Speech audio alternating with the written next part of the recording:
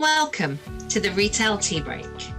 Each week, I'll be joined by industry experts, retailers, and product creators to decode the myths, share knowledge, and give you a better insight into the industry. My aim, as always, is to empower retailers and product creators to reach their potential. So, grab your cup of tea, sit back, relax, and listen in. My name is Melissa Moore, and this is the Retail Tea Break. Today, I am joined by someone who has worked within the customer experience, the consumer behavior part of the industry for years. She's someone that right now is sitting the other side of the world. So I am thrilled to have her here this morning on the Retail Tea Break. Cristiane Ross, you're very welcome. Oh my God, thank you so much, Melissa, for inviting me. And I always love, I love tea. So a tea break is perfect. I'm very happy. Yay! Very happy to join you today on this Monday morning, UK time. And yes, it's 3 p.m. here in Hong Kong. Wow. It's so nice. And I have to say, just before recording this, any of you watching us on YouTube will see that Cristiane is in this amazing apartment in Hong Kong, and she just moved the camera and the skyscape is phenomenal. So I'm really delighted to have you with me today. So before we start, in the time it takes to boil a kettle, which actually is about 2 minutes, tell me a bit about yourself and the business that you're in right now.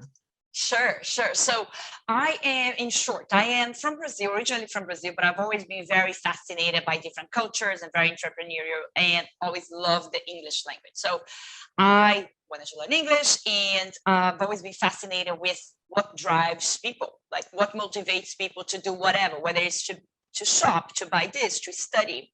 So I managed to study abroad and then started my career in actually, my first job out of college was working for Dell Computers in their headquarters in Round Rock in Texas, selling over the phone. And so you didn't have a face-to-face, but then my career has since, it's been many years, have evolved. But one thread that has remained common is my curiosity and my passion for understanding consumer behavior. And that has actually served me really well throughout my career. And I have been in Hong Kong now over 14 years. And I've started working with retailers in luxury brands, as well as retail banking, and sports brands like Adidas, for example. And it was always understanding, again, customer engagement, understanding what drives, how can we increase basket size. And then I fell, as most of us do, into focus more in customer experience, but still bringing that component of the retail side into it. And that's basically where I'm at. And I did set up a company called Sparc Consulting, exactly to help more business with that, bringing that spark back to their business interactions. I love the business name, and I think it absolutely sums up what consumers right now want, and also what the likes of retailers and other businesses need. It's adding that spark. It's making them different from all the other businesses out there. Love it. Really do. Thank you. So take me back then to that first role, because as you say, it wasn't face-to-face, but it was still selling. You were selling obviously a business to business, I presume, as opposed to in a retail setting. But that's got to be something different. How did that spark, to use your word, how did that spark your interest in, customer experience and consumer behavior? Well, so for Dell, it was actually a small business. So it was B2B, but a small mom and shop, like small business. There were probably some like your clients that start slow and then they grow, right? And you know what? You had a queue, and you're sitting on your cube, and you're taking on your headsets, and you're taking calls. And it was very clear from the beginning. I had to learn how to listen, because consumers, the clients would be calling, and some of them, they weren't sure what they needed. So my role was over the phone. There was no videos back then. It wasn't a video call. It was to develop a report quickly over the phone, earn their trust, and then do an assessment, ask questions to qualify, to prepare, and see what can I offer you that was going to help. Now, one thing that, at least for me, I've always been very passionate about and very through is I don't oversell. Meaning, sure, you want to upsell customers, but is this something that's going to serve you? So from that, actually, I managed to get a lot of my business with Dell were referrals. I started one customer that then would refer, literally they would give my extension to their friends to call me, because I wasn't trying to sell you a crazy expensive computer, a desktop, a laptop, and a fancy printer. I was selling something that according to what you said and for what you were going to use. So again, those, now that as I reflect back, those were a bit of early days of understanding what drives, and it's basically be curious, show interest in your customers, because that's how, and serve them from your heart, not to sound too fluffy, but it's so true. And mind you, I've waited tables before. I've worked in shops, like real retail shops, from something simple as a simple like good sports, a normal store, as well as to a fancy luxury brand. And the commonalities of human behavior are the same. People want to be listened. People want to know that you're paying attention to them. They love sharing what it is. If you ask some questions, they will start talking about themselves. And I think that is the key basics of a proper selling, a proper customer experience, a proper experience of how do you engage consumer, how do you engage your clients, when they know that you are paying attention, and they will trust you. I think that's really, really powerful what you said there, that it's not about the hard sell. It's about actually selling in a way that you want them to come back. So whether it's them, themselves, for another computer or a printer, or it's their friends and their family, there's the business model. That's how you keep your business growing. And that's how you ensure that people keep coming back. Because as you said, it's that emotional connection. You've listened, you've given them what they want, but you haven't oversold. You're not being pushy. You're not giving them more than they need. You're actually treating them on that human level, like a friend or a family member, to ensure that the product is the right fit for their needs. Correct. And I think sometimes the other point is really, look, and again, I am from Brazil. I worked in Brazil selling. Literally, I worked at a boutique. I worked in F&B, and then I lived in the US for 9.5 years. I worked in the US with North American customers, and then back to Brazil, and then I moved to Asia. And one thing that I'm also going to add is it's important that you pay attention to the subliminal nuances of each customer. So even for your audience, right, you in Ireland, and maybe even though people may think, well, but everybody's from the same area, it's no big deal, but people are different. They not everybody fits exactly on box. So whether I be living there and I'm from another country, another part of the country, that also is going to change my own dynamics and the way I relate. So and I think that's the beauty of like instead of being trained, instead of train your staff to sell, a few things I feel that hire people, or at least discover what's the drives that passion on your staff or in yourself, and then when you share that with them, that's going to sort of like stimulate them better to communicate and to engage with your clients, right? Whether it's somebody just popping in to check, maybe I don't know, maybe they just sell homemade candles, beautiful, and if you start, come on, does everybody really need a candle? No, but if you start asking, what's it behind? It's, I like, it's about the emotional. People like to come home and light up a candle, it calms them, or they like the fragrance, they want something energetic. So those are the questions that if I'm a shop person, if I'm the shopkeeper, or if I'm the retail staff, as I start asking those questions, it'll be much easier for me to show that I care. I'm really interested in how can I help you?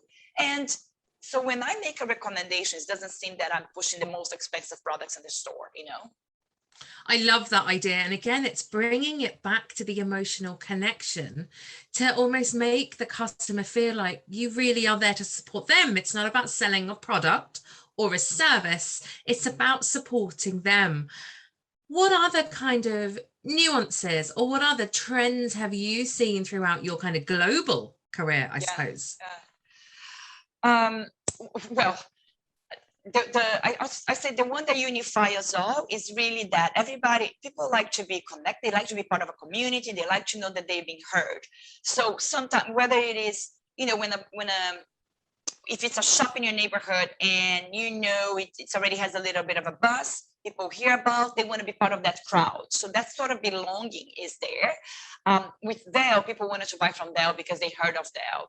But then as you move to other, even products, even different products and services, you know, that sense of belonging is there. But another thing that is very universal is, as I said from the beginning, is, you know, people buy, number one, people buy from people.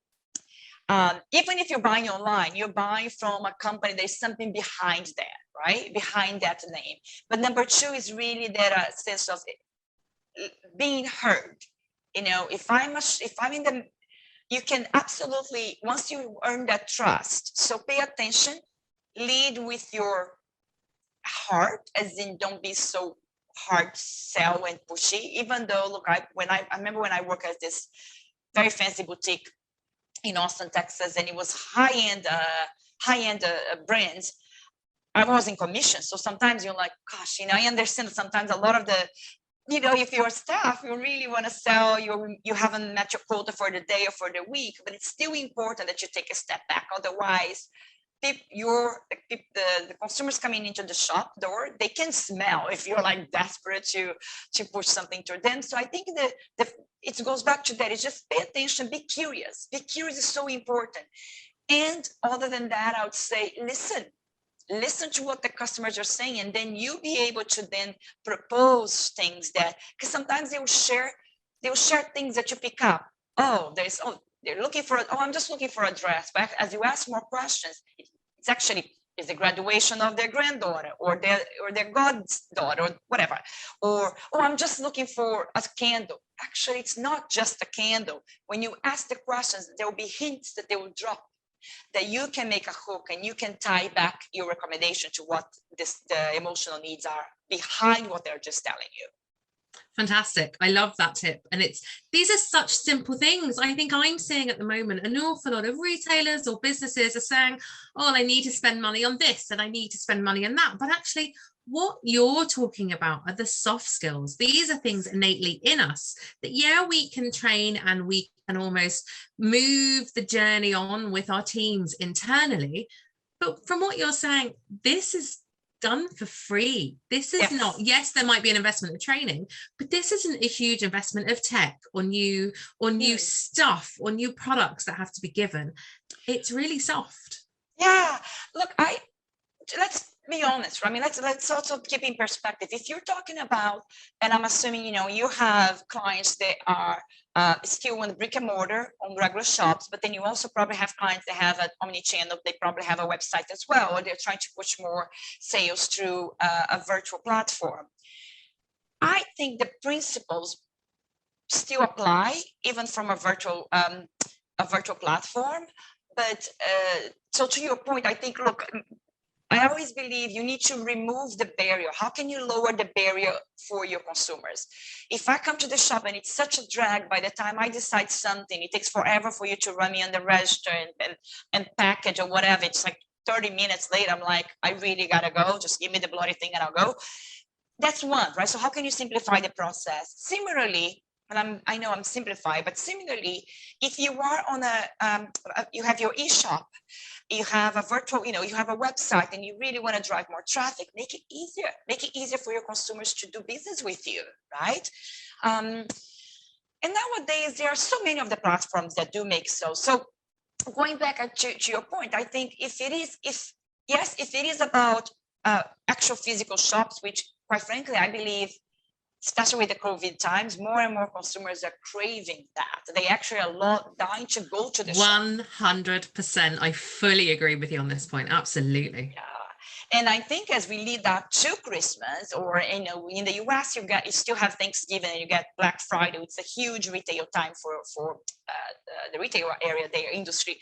And in your country, for example, I don't know if you guys have anything around that area of Thanksgiving, but for sure you're gonna gear up for Christmas, right? Because I even saw you already had some tips for your clients on the big C coming up.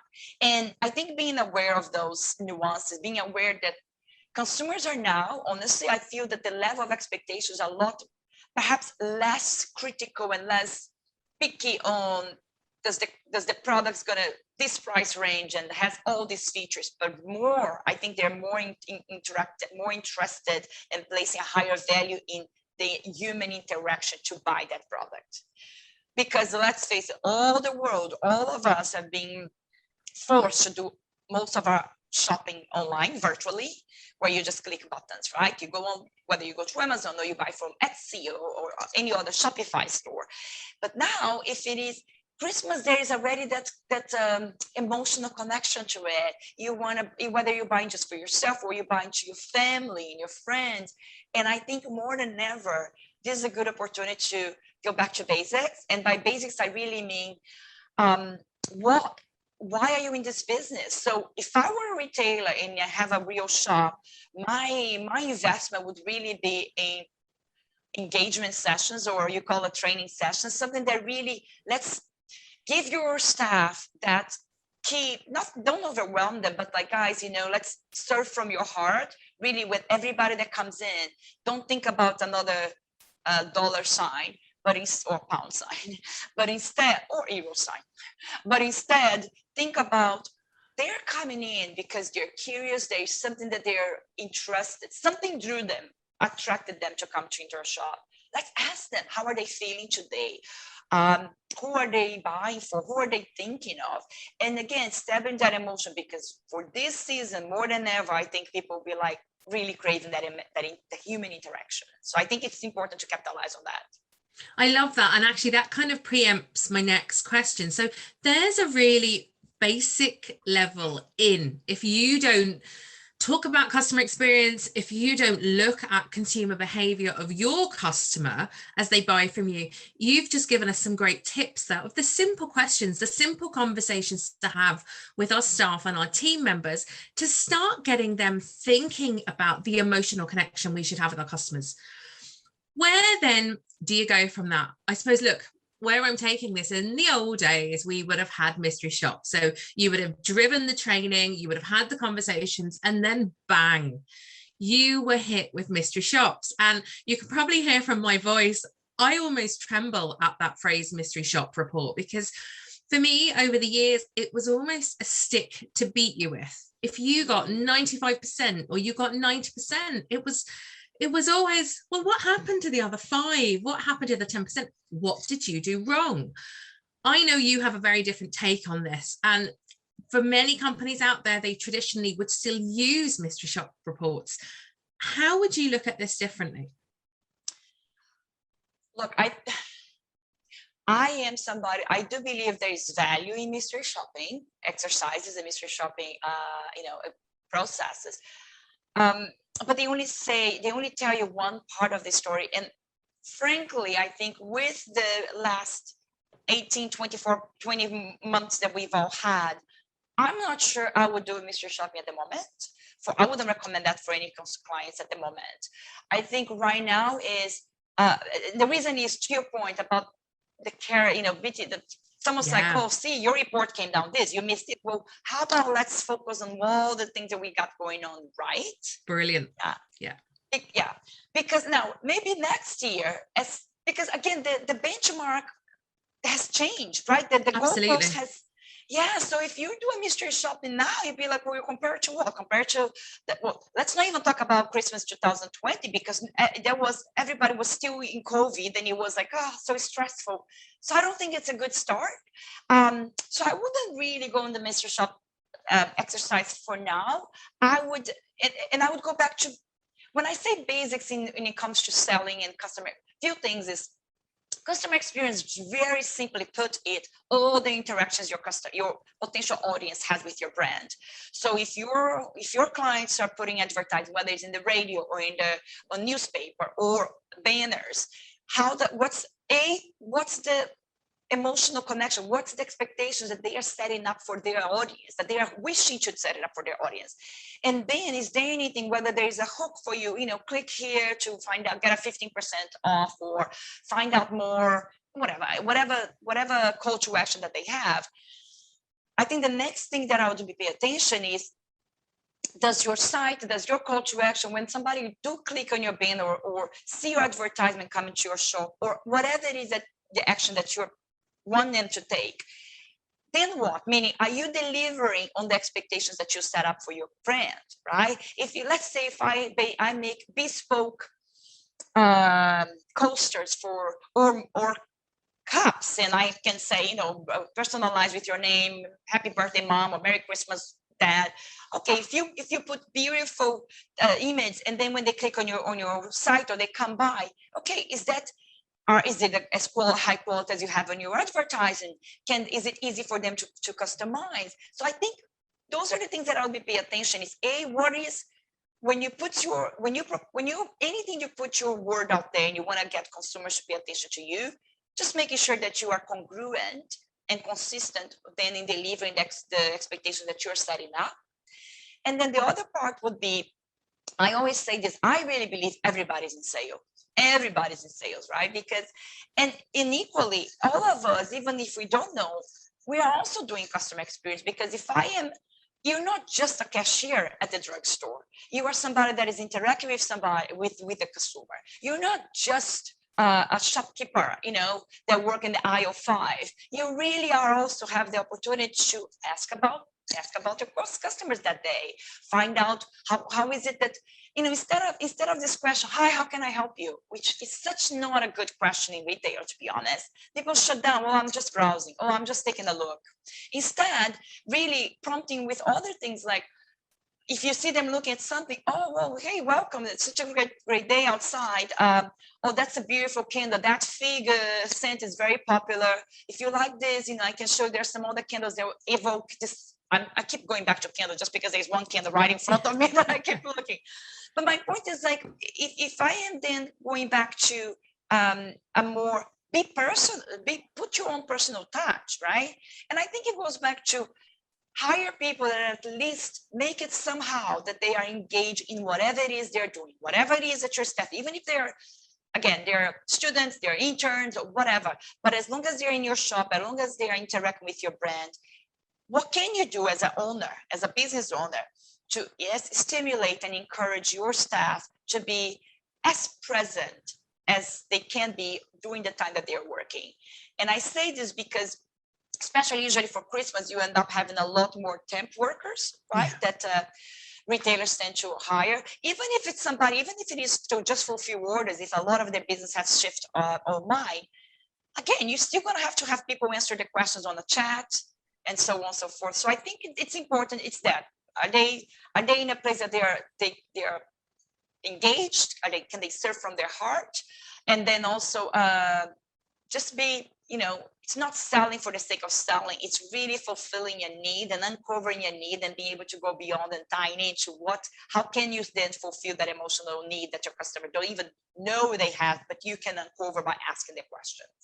I love this. And again, such simple points that this is doable for every single retail or product-based business out there. This isn't complicated. It's about taking the time, ensuring that your staff and your team have your understanding, that they know the expectations that you're setting, and that they're meeting it with a smile on their face. Like, it's funny, anyone watching this on YouTube today will see that I'm like a nodding dog, because I 100% agree with everything you're saying. But obviously, look, we have to touch on the fact that the last 18 months has changed things. How do you think, kind of going forward now, either consumer behavior or customer experience will change? Or do you think actually it's not about change, it's about bringing it right back to the traditional aspect of emotion? Well, so look, even Forrester Research and Forrester Consulting, they do great series on CX and CX for sales and how things have changed. And one thing that is very, a few things have changed, and I don't think they're ever going to go back, is the fact that the customers are now they had to get used to do a lot of things online, because we know the pandemic has put a lot of people to work remotely. But then that also means some of the customer experience, so let's say just customer service people, or sales people they used to just answer simple questions. Actually, now they are expected to have a more complex understanding, be able to handle the more difficult cases. Why? Because before you would escalate a lot, but right now when I get somebody, whether it's on my chat, the live chat that a lot of companies have, or if I call somebody, no longer as a consumer, I don't want to be passed around three people. And that expectations is already there. And I think it's good for us as consumers. It's also good for business that they understand that, you know what, okay, let's upskill our team. Yeah. And once you did that, it empowers more of your staff, all the frontline staff, because now, like I said, you're no longer just answering, hi, how can I help you? I'm just logging your complaint. No, you're here because you can add value to that customer, to whoever they called, whether they had a question about something that they purchased that it wasn't as expected. What can you do to facilitate that? Maybe answer questions that will help, or facilitate the return process, right? So I think that ease of doing business, that expectation is there. And I think now that is a lot higher than it used to be, and that's not going to go back. But the one other thing that I think has perhaps gone back to the basics is less transactional and more human connection. That I think it's, people have consumers in general realize that, what, and I say human connection because the customers also have understood that the staff, the people that I'm doing business with, they also had to go through a tough time as a business provider. Yeah. Right? So in a way, they're a little bit more, I don't want to say lenient, but I'm more understanding. Yeah. And what I mean by that is, if it's an insurance business, car insurance, before you probably would get very frustrated if somebody was asking you for the third time, what's the name of the number of your claim or your car license plate. Now you're like, what, you're a bit more compassionate is the word.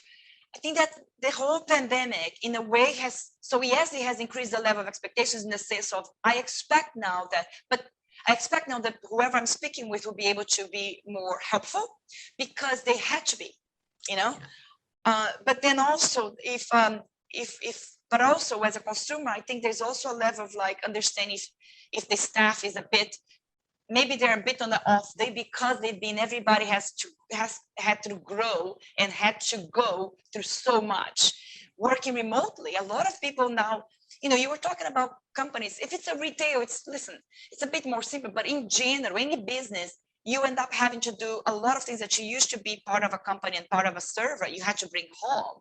So I think that empathy is a bit more, made the customers a bit more understanding of the difficulties that the business also had faced. And lastly, I would say the other thing that it's on all the retailers' advantage is that globally, we've seen this trend. Consumers in general are very much focused on how can I help my community? So buying locally has gone back to be very posh, you want to support your community, every business has been hit hard. So instead of me ordering fancy candles from Amazon, I am very much inclined to go to my local shop, you know what I mean? And support my local community because they also struggle when there was lockdown, when they couldn't operate in normal hours because people were living and shopping as much. So that actually something that's going to help retailers for Christmas for sure. And I love that. And actually in the previous episode, we were talking to a maker who lives by that. She is local. She wants people to shop local. And as you say, this all comes down to the human connection, the emotional connection. And I think that's really positive for the industry going forward, that it comes down to basics, as you've taken us through this morning.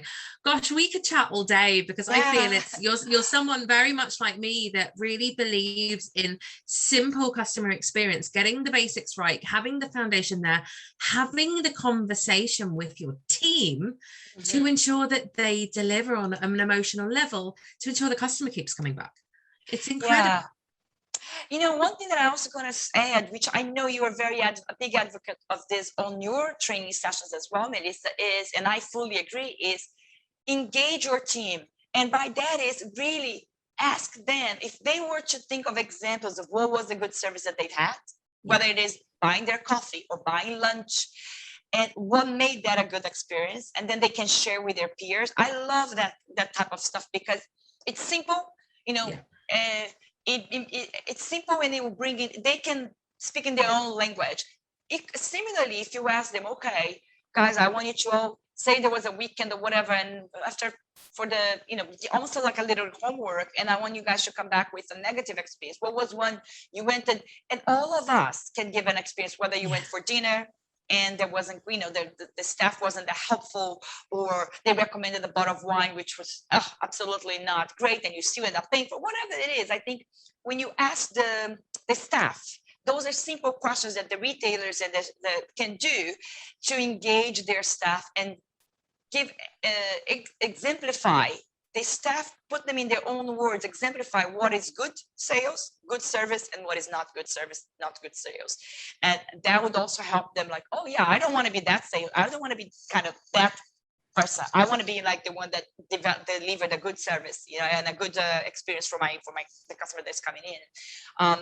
And I still believe that, of course, as every business, yes, you increase your business by getting more new customers and spending more, but I still believe in the power of word of mouth, and I believe in the power of referrals.